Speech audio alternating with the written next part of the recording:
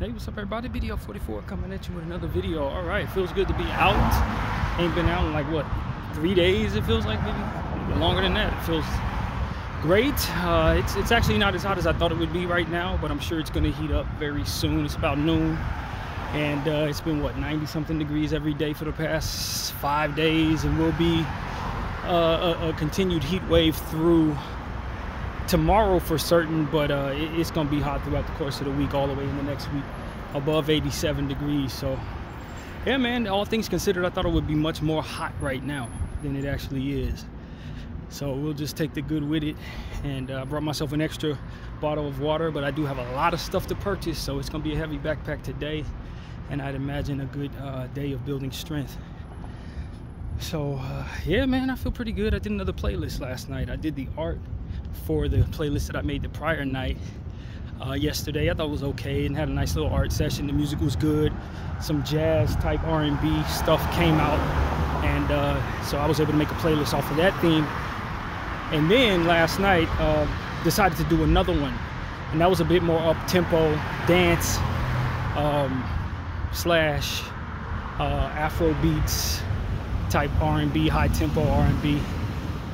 Kind of a nice contrast to what I had made before. So I'll be doing the art for that, if not today then tomorrow, I'd imagine. I would have did it today, but I've just run out of stuff, so I didn't have a choice but to get out and walk around. And I'm ready to at this point. I've spent enough time in the house. I did not want to be there any longer. Really good news for me, I was able to get the PIN numbers straight. The paperwork that they sent me that came with the card gave me information that was not accurate. The information on the paperwork essentially said that you would have to wait for them to either send you a separate envelope with your new PIN number, or that the PIN number that you initially had from your previous card should carry over without any action from yourself. Neither of that was the case, neither. The truth was, you're supposed to call the number on the back of the card and carry on with the prompt, which was press 4 essentially if you wanted to set a new PIN number. And that's what I was able to do this morning. I could have did that at any point, but I'm sitting here waiting for this paperwork. I'm like, you know what, it has to be another way to do this. And it was. And so I was able to set my PIN. All I had to do was give them my social security number and my birth date to confirm it was me, and of course the card number to confirm it was me initially on the call. That was it. After that, you set your own PIN, put it in twice, confirmed. It should be good immediately. So hopefully that is the case, and all of these problems will be behind me, stuck in the month of August as we are now September 1st. September 1st being Labor Day. Happy Labor Day to everybody. And a couple birthdays. On my mother's heavenly birthday today, she would have been 79. Happy birthday, mommy in heaven. And my boy SC, his birthday is also today. I'm not sure how old he turns. Haven't spoken to him in a little while, but thinking of him on his birthday as well. So shout out to SC. So yeah, man, that's what's going on with me. I feel good. As I tell you guys, you know, dates don't dictate how I feel. Birthdays, anniversaries, you know, that don't, my mourning of mom, or however that goes, does not align with dates. Like, you can't, you know, Christmas Day, oh, I'm supposed to be thinking of this now. I might be thinking of mom very heavily on a random March 20th, you know what I'm saying? It ain't got nothing to do with anything. Actually, March 30th was her death day, but that ain't the point. I'm trying to pick a random day. That's when I'm gonna ultimately feel my strongest about mom or whatever. Her birthday and all that, that don't dictate how I feel. I feel pretty normal today. I woke up, it was a pretty normal day. I did have a dream that I didn't enjoy. It was a lot of stress and anxiety in the dream because I had stolen a van. I don't know why, I don't steal cars in real life. But in this situation, I had gotten off of work from some job that I had and decided I didn't feel like touching the bus or train home. So what I did was jump into a random service van in the parking lot of where I worked and started driving. Now, why I couldn't stop myself or think of anything that made any damn sense in regards to this in the dream, I do not know. But I ended up driving very recklessly, extremely recklessly, and I couldn't stop myself. It was like watching myself in a movie. When it's time to stop at a red light, I would roll through the red light in a couple situations. Almost got in a couple car wrecks, merging in lanes without looking over into my blind side. Just a bunch of stuff I would never literally do in real life. And ended up driving all the way home. And it was funny because as I drove home, it was like I had to step over certain people to get into wherever I lived. It didn't make any sense, but in trying to like step over these people, I was able to like carry the van with me or something. There has to be something symbolic to that. But I was able to carry the van up like it was a bag above my head. Like, just, it was very strange. And then when I got to my apartment, I started panicking about the fact that I had literally stolen the van, and obviously didn't want a Grand Theft Auto on my record. So I'm thinking, man, this was a bad idea. Let me go back and drive it all the way back to where I just stole it from, and leave it in the same parking spot that I left it at. So hopefully they won't charge me with the Grand Theft Auto. Hopefully nobody will ever know it was gone, because this was a terrible mistake and it wasn't necessary or worth it. But then I was thinking, you know, on the drive back, if they've already reported the thing stolen, what's likely going to happen is they're going to pull me over with a stolen vehicle and arrest me that way. So it's risky taking it back. And so what I was thinking is maybe I'll just abandon it somewhere. But even if I abandon it, now my prints are all over the damn thing. This was a terrible idea. And I started thinking about, of course, the jail time that would come with the Grand Theft Auto and all of this. And I woke up in a panic. I literally woke up like that dream was real, feeling uncomfortable about it, everything. And I was like, yo, I didn't actually steal a car. I woke up in my bed. I'm at the Studio Lodge Hotel. I never stole anything. I never did anything. No one's coming to get me. I don't have to figure this out. Like, it was a good split 2 seconds when I was waking up where I really couldn't tell the difference between a dream and my reality, because I was so far into the problem, trying to problem solve it. How I created this problem for myself.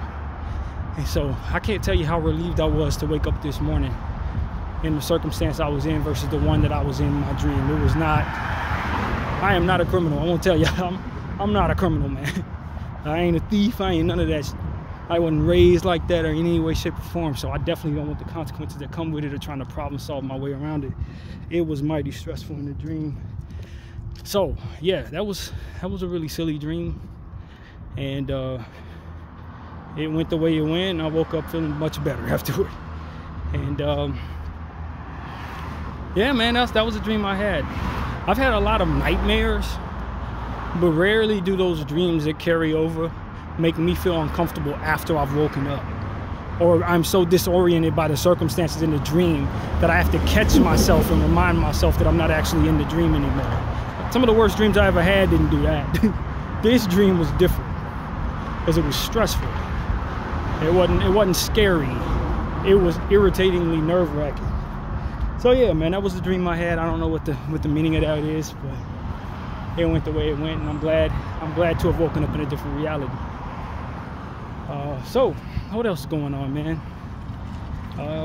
Looking forward to the NBA season, I guess, although I'm really not. I'm still enjoying my summer away from it, but I'm sure the way things are going, I'm starting to ramp back up my interest in the NBA, so I'm pretty sure by the time it comes around, I'll be ready for it. We still got a month and a half away before basketball even begins for preseason, so this will give me more time to continue to rest without worrying about that schedule and all the work that goes into what I do. But yeah, that's been a thing, starting to ramp back up. I got some more basketball teams to draft coming up next week. My Flea Flicker draft process. Flea Flicker is a website that an app that allows you to draft 50 teams.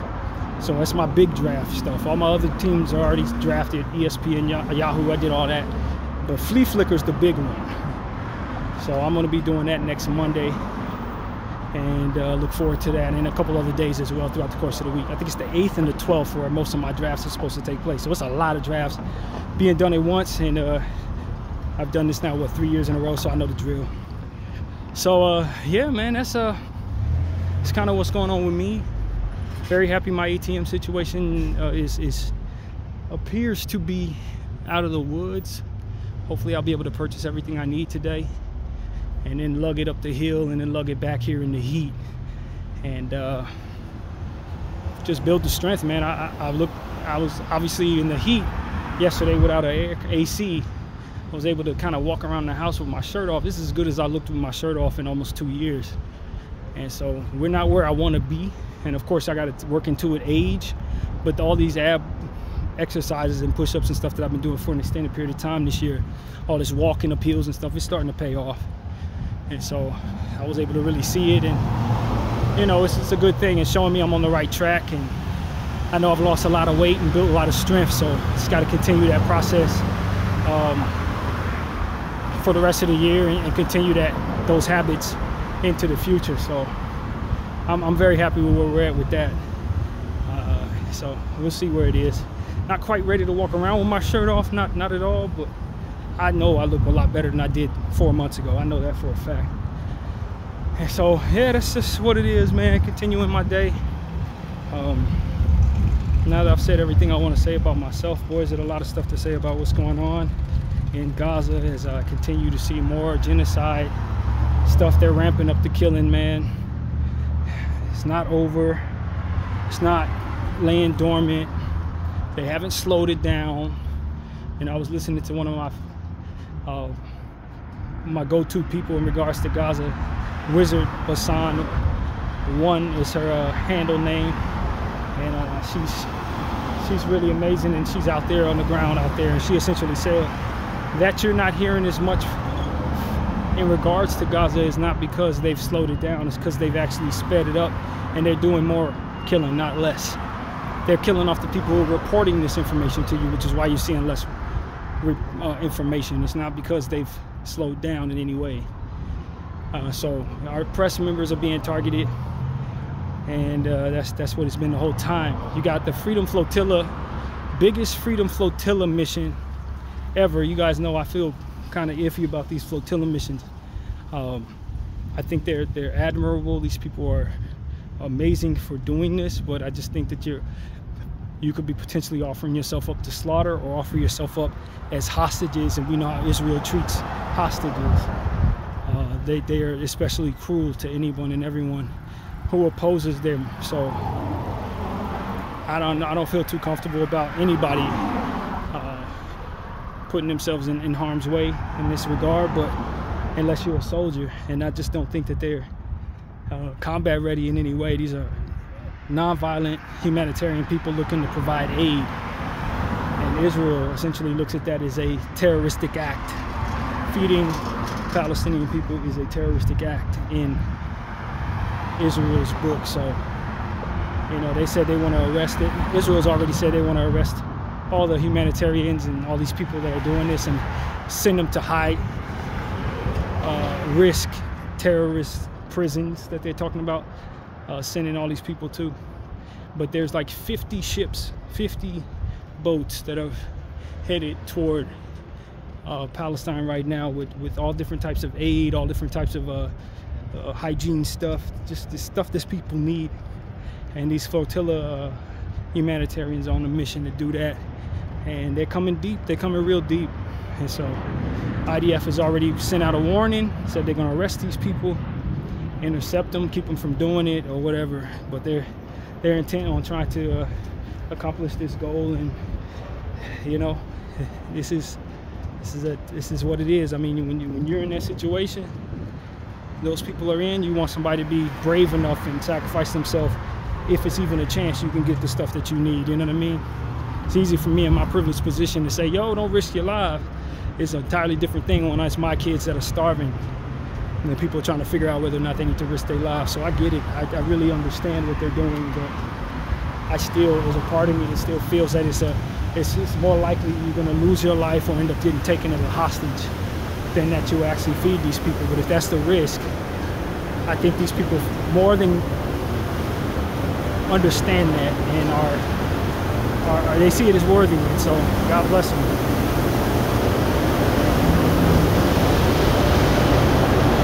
It's hot.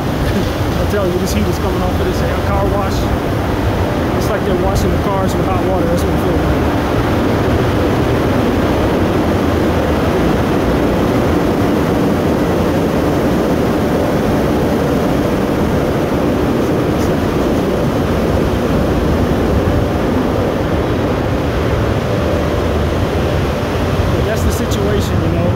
Paying attention to all of the carnage that's going on there. I see more unalive children in this situation yesterday and this morning. Kids that have been, I saw footage of 2 toddlers. One of them was crying, the other one was in shock as they were loading them into the ambulance. The lucky ones, you know, the ones that actually made it. It's just continuing, man. This is not slowing down.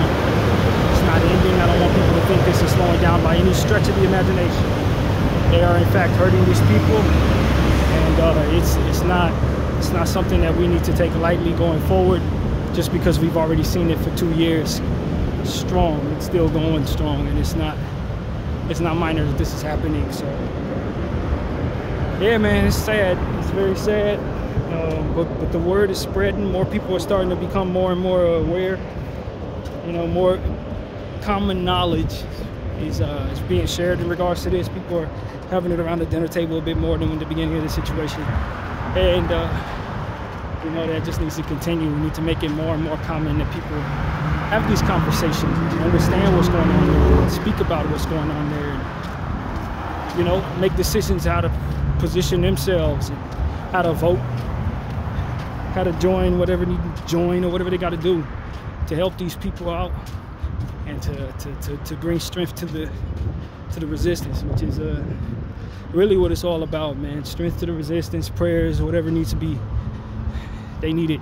They need all of it. And so that's what I want to say to y'all, man. I'm praying hard for everybody in Palestine, anybody who's anywhere where this type of stuff is happening, because that ain't the only one that's going on. Congo, Sudan, it's a lot of people who are in some tough realities that require awareness being raised for their circumstances, and that's exactly what I hope to try to do with my voice on this channel, and in unison with others who are doing the same thing with their platforms, big or small. You know, we try to help people who need it and try to just normalize that type of thinking, so that when things arise, more people will be willing to have communications, and more companies will be willing to support the independent thought of humanitarian work. It is a good thing to help the helpless. It's a good thing to raise awareness for difficulties that people are going through, that maybe we have some hand in our Western world. You know, it's a good thing to want to see change in that regard, to want to deteriorate the functionality of that for which exploits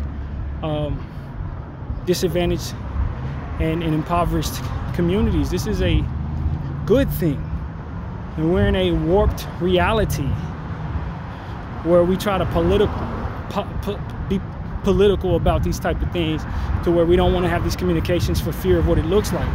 But if we change the environment for which that business is being done, we can also change the business practices that make it so that people are uncomfortable having difficult conversations for the sake of their reputation. We're going to change the surroundings.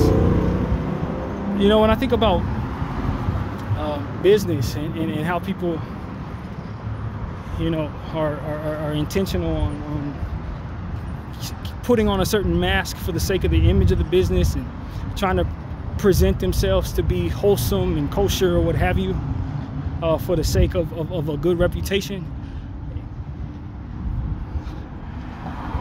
If we just change our ways as common consumers, and if we start to normalize our desire to have difficult conversations, business will to follow and rearrange what is expected in regards to keeping a good reputation and maintaining a good moral compass.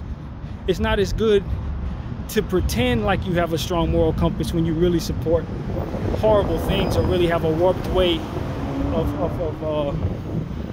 operating as it pertains to others. It is a good thing to be able to have conversations that bring about a certain common ground as it pertains to living through or living in the presence of other people who have different moral compasses or different ways of operating. We need to normalize getting to know one another on a deeper level so that we can start to close the gap that is ignorance, that is the presence of hypocrisy, that is the presence of being a horrible human being while standing behind the mask of a wholesome human being. I think that we need to start having real conversations about how people are raised. Some people are raised to think some horrible things, and because they never have tough conversations with different thinking types of people, those spaces of ignorance or those spaces of demented opinions remain in their hearts. There are a lot of people raised to think it's okay to slap your wife around. They never do that in the presence of others, but when they go home, they normalize that behavior, expect that behavior from themselves and from their spouses. It gets to a point where, and this is just by example, if they had more conversations with people who were being real about what they were raised with, they would come to find out that what they were raised with is not normal. I think the presence of thinking that your norms are normal is created by this fear of having real conversations for the sake of a poor reputation in business and in social settings. I think that has enabled some people to think the world is what they believe it to be versus what it may actually be, or whatever that looks like in their world. They can't seem to get out of their own ways of doing things, and until they find themselves left with the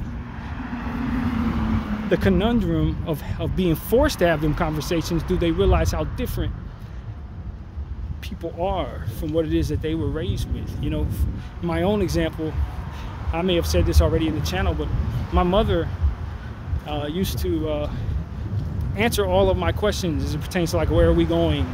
When I was a little child, I'd ask my mom where we were going. She would not get offended by that. She would just say, hey, we're going so-and-so, or you'll know it's a surprise when you get there if she didn't want to answer. And my father, I got in the car with him and I'd ask him that question, and he'd get offended because he doesn't answer those questions to children. And he felt that was disrespectful for me to even ask where we were going. We were going wherever the grown-up takes us, wherever your dad take you. That was the way he thought. It was until I got around my father to realize that not everyone was like my mother in that regard. That not everybody was going to answer my questions. Not everybody thought it was even appropriate for me to ask certain questions. It was until I had a contrast to my own norms that I realized that my norms were not the only thing that's out there. The behavior patterns that my mother had, being subjected to mostly her and no one else early on, it was until I got around other people that I realized not everyone was like my mother. And this is parallel to what it is I'm trying to say. There are a lot of people out there who, to some degree, think that the only things that they have in certain categories of thinking is all that you're going to find in the world. That there are no other versions of that particular opinion. That they take for granted as it pertains to this opinion is all that there is, and that everyone thinks that way until the difficult conversation of being exposed to someone else who doesn't think that way or has an opposing opinion, do they realize that not everybody does that. These are the things that we're often neglecting to share with one another for the sake of business, for the sake of a reputation, for the sake of this and that and the third. And it's until we close the gap on that ignorance, until we expose one another to different norms, until we start to explain to one another about why certain things that they may have been raised with may bring about a different reaction than what it is they're used to. All the different things that come with just being different, until we expose to people how different one another is, we'll always walk around with these certain things in our head that we think is everywhere when it's really only in our communities or in our households. And so this is what goes by the wayside when we wear these masks, so to speak, pretend that everyone has the same moral compass, when in actuality people are raised very differently. And what Israel is exposed to me is that there's entire people amongst us who genuinely think that they're better than everyone else, and because of it we have different roles to play in their lives, and maybe we expect them to play in ours. They have different ways of looking at us than they do themselves, and because of it we're in a different we're in a different type of presence in their presence, as opposed to the people that we've known in our lives who don't think that way. And so as I continue to try to awaken to the understanding of the differences, and not only the differences but the disconnect that people have between their differences and mine, I start to realize that certain conversations not being had is why that is the case. And if we would have had certain conversations, I would have understood them better, they would have understood me better, and maybe we could have changed one another in areas where we could improve. Because there's things that they do, and because of what it is that I've learned in my life, I know doesn't bring about the results that they're looking for. But because they never had that conversation with me, I've never been able to explain to them what it is I see there. So they've never been able to weigh my opinion versus what it is they were given. In the presence of propaganda and different things in both of our minds, without being checked by a opposite way of thinking, could be considered fact, as opposed to something that could be done differently, or something that could be approached differently, or however you would be in that regard. So that's what I think this is teaching me. This is what all of this awakenness to the understanding that, yo, these Zionists really believe that you're worse than them, that they are safer for killing children, and that they're supposed to do horrible things to children to protect themselves. Like, why didn't we have them conversations 35, 40 years ago? If they all thought like this, or if a good majority of them thought this way, they were able to effectively hide this from us because we were all afraid to have conversations that would otherwise expose such things. No wonder it's normal to not talk about religion and politics, because once you start digging into people's religion, you start finding out their moral compasses may differ from yours in some drastic ways that would have you up in arms with one another, or not trusting one another, or even trying to convince one another one thing or another, that ultimately change one another's minds, have them deviating away from behaviors that don't serve them. If I can show you proof of what it is that you're doing not being best for what it is that you say you're going after, would you still do it? And if the conversation that allows for us to reach those conclusions are taboo or not to be had, how could you come to those conclusions to your betterment if it will be that way? I think that's the point. Trying so hard to put up a good face when we live amongst a bunch of people that we think one way, when actually they think differently. And because we haven't studied one another's faiths or even had certain conversations about these things, you can have a preconceived notion about who I am in some areas, walking amongst me for 25, 30 years, and never know I think a certain way about you, never know I think a certain way about myself, never know that I truly believe a certain thing that ultimately you have proof is no good for me. It could have helped me, but can't have that conversation because it's going to offend this person, or we're going to have an argument, or it's going to be bad for the business, or it's going to create tension, or all these different things. But sometimes that tension creates conversations that otherwise isn't had. Sometimes that truth that comes from that conversation that needs to be had is ultimately what changed my mind for the rest of my life. I don't think that way no more. I allow myself not to be seen that way anymore because you brought that to me. Even if you were trying to be disrespectful, it gave me something to think about. It gave me something to consider. Am I really coming off this way? Is this really what it is that I believe? Does it really yield the type of response that I was taught by my community it actually does? Or am I doing something that you can see from your angle does an entirely different thing than what I was told it does? These are the type of conversations that I think are so necessary in the Western world. And it's that we haven't had these conversations that we find ourselves awakening to the understanding that we're paying for genocide, that people have done certain things in the name of themselves that ultimately harms children intentionally so that they can feel safe. Something that I know doesn't bring about safety. Something that, based on what it is I was taught, shows me that all I'm gonna do is create more enemies thinking that way. And if I'm trying to be safe, I surely shouldn't align with an ideology that's gonna create enemies. If I'm trying to have a good reputation, I surely shouldn't align with an ideology that's gonna have me hurting children. You see what I'm saying? I mean, if you ain't gonna have that conversation, how can you ever come to that conclusion? If all you were raised with is the ideology that supports such things. And so that's what I'm here to tell y'all, man. We have to mature. We gotta mature and not be afraid of difficult conversations. We have to mature and be aware that we all come from different positions that haven't been studied by the opposition. The opposition doesn't understand your religion. They only understand their own unless they've studied your religion. So while Jewish people write in the Talmud that Jesus is a horrible human being, I know that Jesus Christ is ready to forgive them for doing so.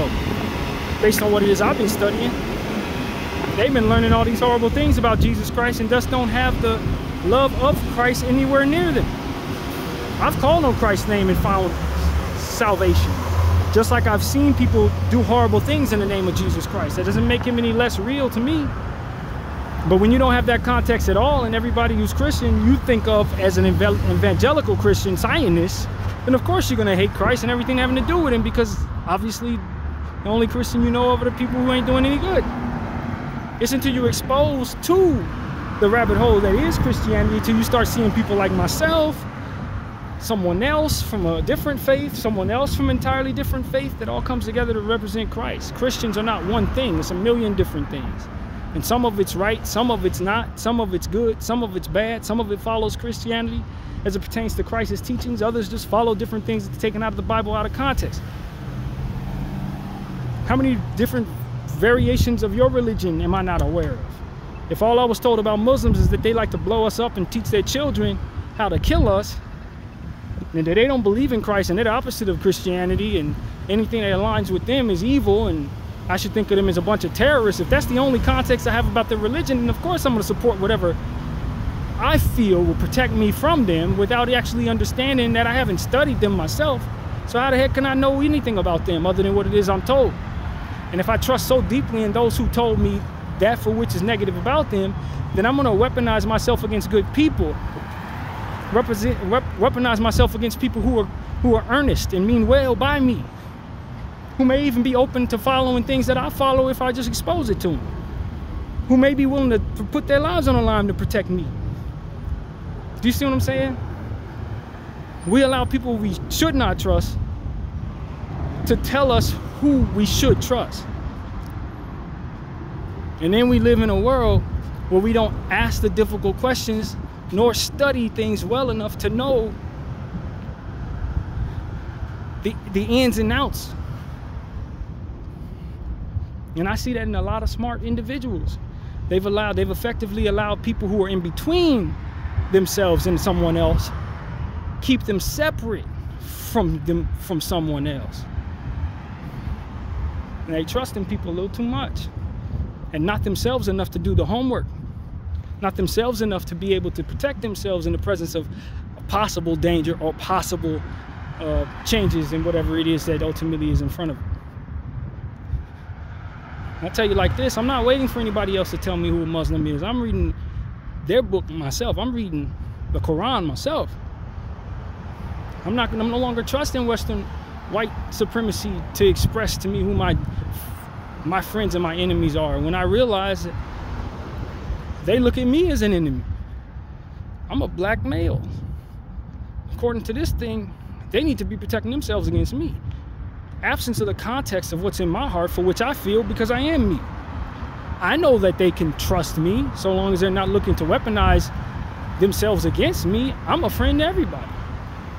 But if you only believe in what they're told you about me, then you're possibly going to be an enemy to me without actually figuring out if I am an enemy to you. And this is what we've allowed them to do in regards to the Muslim faith and the Arabic people in modern times. And I see people call themselves very intelligent, very accomplished individuals aligning with, yes, this is what it is, without actually doing any of their own homework. They'll master whatever their interests are in life, but when it comes to religious, they just take somebody else's word for it. Religion, when it comes to somebody else's religion, just take whoever I trust word for it. That's what they do. This is who they are. That's what they believe. That's what you told me. I'm not asking any more questions. They're the bad guy. That's it.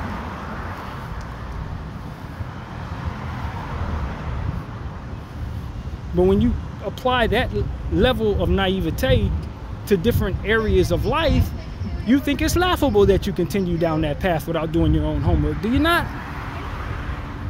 When it comes to buying a car, being a consumer, you're not going to just buy a car just because I told you it's the greatest car in the world. Aren't you going to do your own homework? If I tell you you're supposed to spend $50,000 on that car and you have $50,000, you're just going to pay $50,000 because I said it? Or you're going to try to look for a better deal, or at least fact check to see if it's even worth anywhere close to that? But when it comes to the other people's opposing religions and ideologies, we don't ask any questions. We just believe.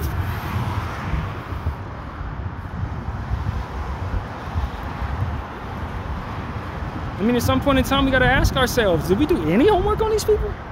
Have I done any of my own homework on them? Yes, my so-and-so family member told me that these people believe a certain thing, but did I look into those books myself? No. I didn't look into that book. Do I know any of these people? Did I shake a hand from their religion? Did I find out anything? Did I even meet one person in their religion? Sit down with them long enough to learn what they think. And even if I met one person, did that give me an understanding of everybody? Or could there be more different types of them that would ultimately give me a more variation of what it is that I would expect to see when talking about them, so to speak? I think religion is one of the only things where we do that. And politics, those two things that apparently we should never talk about for the sake of our reputations, for which we will stay forever in the dark about, because we ain't doing none of our own homework. And it's so fascinating how so many people find themselves to be experts on others without doing any homework. This is what they do. I was told to stay away from them. You sure were. And you know what comes with being away from people?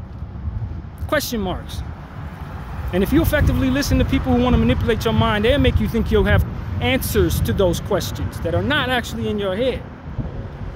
Or make it so that you're not asking questions because you've been told to stay away. So you're more so fearful than you are inquisitive, which is dangerous when considering human beings. You stay away from them. You ain't gonna never find out what the hell's going on over there. Yo, I listened to them. They told me. And that's all you're gonna believe, huh? You gonna put your life on the line based on what they said? You sure about that? You gonna put your reputation on the line based on what it is they said? Is that a smart way to buy a car? Is that a smart way to buy some property? Like, these are the type of things we need to be honest about. But the culture of not asking questions as it pertains to certain topics will have us forgetting that we didn't ask questions, or forgetting the necessary process of learning. Forgetting to be inquisitive about things that otherwise we don't know anything about. We gotta be careful how we've been molded in this Western world to not be inquisitive about things, but to listen to just one context, one angle of context in regards to a subject, and then believe that we should stay away from it thereafter. That is not you learning anything. And if you're willing to fight over what it is that you believe there, make sure that you've done your own homework. Make sure what it is you believe is backed by your own standards of learning and becoming informed.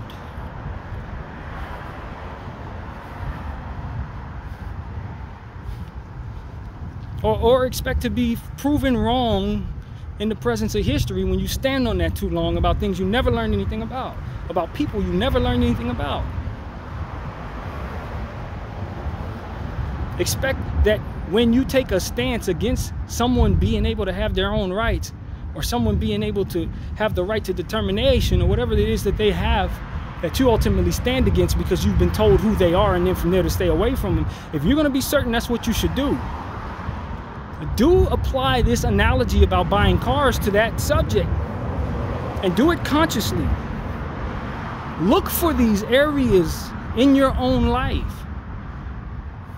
where it's just a foregone conclusion that things are without the need to do homework, only the need to steer clear for the sake of your own safety. Because if you look in those areas, if you can identify those areas, chances are you will find manipulation being done above your head. Manipulation, propaganda, essentially meant to leave you spiritually and intellectually dead in regards to those subjects. And what they hope you will do in a lot of cases is throw your entire body and mind, and reputation and soul at being opposed to what it is they've done this in regards to. In regards to that subject, you will believe yourself to be an absolute master, an expert, having done none of your own homework on the subject. So that's pretty much where I gotta cut it off, I guess. This is where the conversation ends for me. I've been thinking about this in regards to the Muslim faith. I've been listening to people for all my life tell me about this and about that. It wasn't until I made friends with someone who was Muslim that I understand that a lot of those things were not true.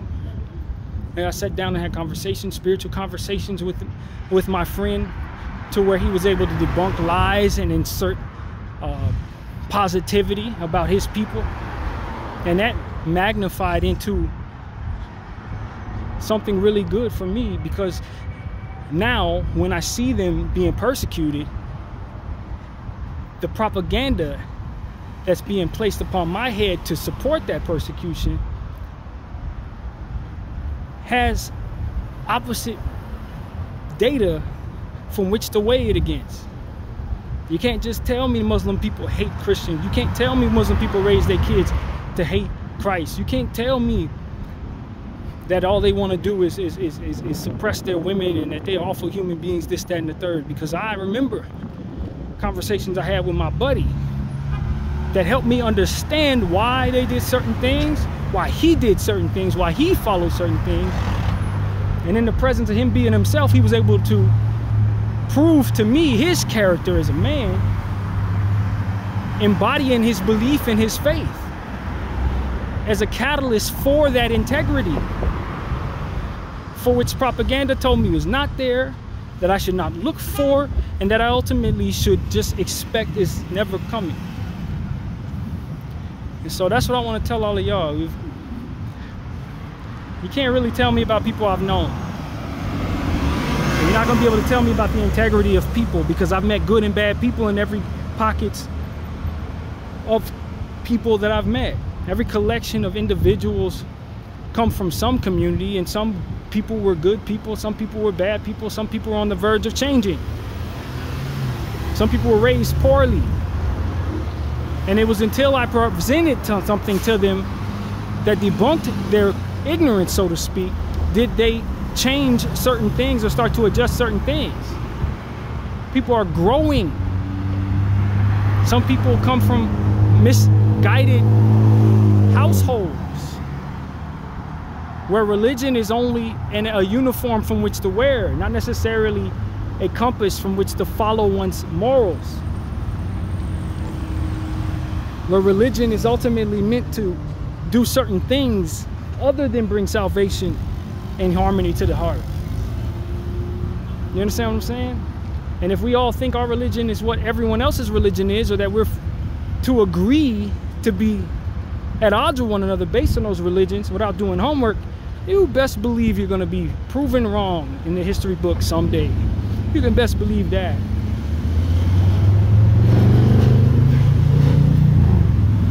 If all you ever read was Talmud, and you think horrible things about Christians, you think horrible things about Jesus, you think horrible things about yourself that you ultimately tell yourselves are wonderful things. This is what I've learned by studying them a little bit. And that they hid these things from all of us because they understood that context, but didn't understand why they shouldn't choose it just the same. They just knew we wouldn't approve of it. So these are the type of things that if we had tough conversations, as we make decent friendships, we could find ourselves in a different space of mind as it pertains to a lot of different things that we align with. You change your heart and mind about things that you need to change your heart and mind about to keep yourself from falling in the holes that are set up for you and your community to fall into. A lot of things we just do because everybody around us do it and we don't question it, nor do we know where it's headed. But it may not be headed anywhere good. And maybe someone else's community has seen that already. Maybe they can see it. Maybe they're not too close to it to where they can show us what they see there and prove it. And we ain't never gonna have them conversations because we're too busy thinking we know who they are without actually doing any homework. Bdf 44. I thank you all for watching.